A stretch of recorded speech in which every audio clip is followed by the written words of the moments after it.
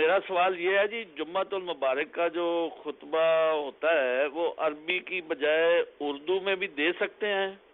جی، جمعہ کا خطبہ عربی کے بجائے اردو میں۔ دیکھیں، جمعے کا جو خطبہ ہے سنت متوارثہ یہی ہے، یعنی صحابہ کرام علیہم رضوان کے زمانے سے نبی کریم صلی اللہ تعالیٰ علیہ وسلم سے یہی سلسلہ چلتا آ رہا ہے کہ جمعے کا خطبہ ہمیشہ عربی ہی میں دیا گیا ہے۔ صحابہ کرام علیہم رضوان مختلف علاقوں کی طرف تشریف لے کر گئے، مختلف زبانوں میں جا کے تبلیغ دین کی، لیکن کبھی بھی کسی صحابی سے یہ منقول نہیں ہے کہ انہوں نے جمعے کا خطبہ کسی اور زبان کے اندر دیا ہو۔ فارس میں پہنچے، اس زمانے کے اندر ترکی کی طرف پہنچے، بلکہ ہندوستان تک تابعین آتے رہے، لیکن کبھی بھی ایسا نہ ہوا کہ انہوں نے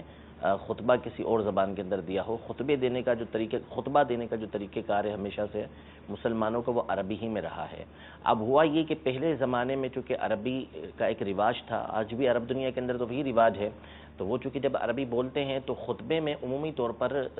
واضح و نصیحت کی جاتی ہے، جو بیان کرنا ہوتا ہے وہ بیان کیا جاتا ہے، پھر اس میں درود شریف اور اللہ کی حمد و ثنا اور خلفائے راشدین پر سلام بھیجنا، اور اسی طرح دیگر جو حضور علیہ السلام کے دو چچا ہیں، حضرت فاطمہ ہیں، حضرات حسنین کریمین ہیں،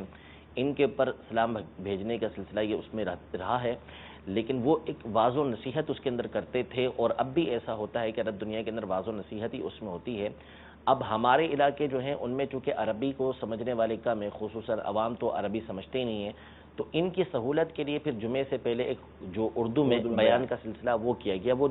جمعہ کا خطبہ نہیں ہے، خطبہ تو بعد ہی کے اندر ہوتا ہے، اور عرب دنیا میں اس طرح ہوتا ہے کہ وہ خطبہ ہی اتنا لمبا ہوتا ہے کہ اسی کے اندر وہ بیان ہوتا ہے، اسی کے اندر وہ خطبے کو کر دیتے ہیں، وہ چلتا ہوا آ رہا ہے۔ تو اس لیے